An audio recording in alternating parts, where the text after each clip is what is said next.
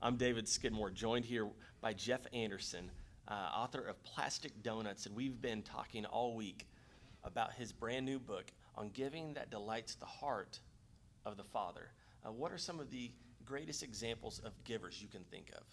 Well, obviously, the gift of children, which is what the book is about, the gift of my daughter Autumn, is fresh, and it's because children don't worry and they don't have a lot of the obstacles in the way that we have. But when it comes to biblical stories, one of my favorites is Zacchaeus. Zacchaeus gave a radical gift. It was sort of a spontaneous gift, but it was also probably somewhat calculated. He gave away half of his possessions to the poor, and he just made a real expression of wanting to get the attention of Jesus in a way, and it did. And so it's a model for us today. Now, you talk about in Plastic Donuts, and I want to read this line actually. While the heart is crucial to the act of giving and to our gifts, the amount matters too. In fact, it's the amount that helps engage the heart. Why does the amount matter? Well, it matters. Jesus tells us it matters in Matthew 6, verse 19. He says, "For where your treasure is, your heart will follow." And what that means is that if we give a small amount of our resources, it will carry a small amount of our heart.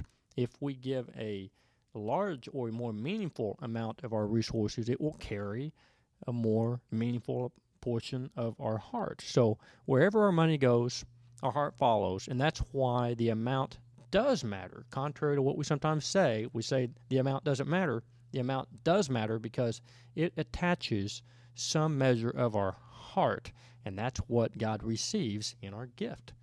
Now, you have encountered quite a few people who have the amount and the heart connected, and they're really living, giving plastic donuts that are delighting the heart of the Father. What are some of the stories of people today?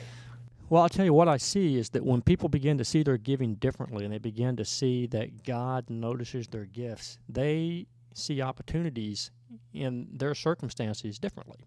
If they get a tax refund, they may see that as an opportunity to give a gift, to give a third, to give half, to give all of it. If they get a bonus, they may see it differently. They may see an opportunity to give the full bonus away, or to give half of the bonus, or to do something differently because of this perspective. It's seeing their abilities more completely, and not being limited by sometimes narrow thinking about giving. We don't want to be thinking about giving in a narrow way. I know you want to be generous. I want to be generous.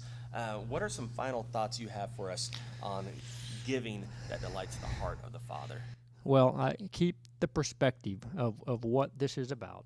That our gifts are like plastic donuts. They are noticed by God. He sees our gifts, and they have the power to please Him. They have the power to delight His heart. If we keep that perspective, it will help us in our giving journey and in our relationship with God. Well, I'm David Skidmore. This is Jeff Anderson, and thanks for joining us today as we wrap up Plastic Donuts, a 3-part series here on the blog. Want to encourage you to go pick this book up today. Get it on Amazon.com. Go to your local Christian bookstore, pick it up for you, some friends, and just enjoy the journey of giving together. Thanks for joining us. Have a great day.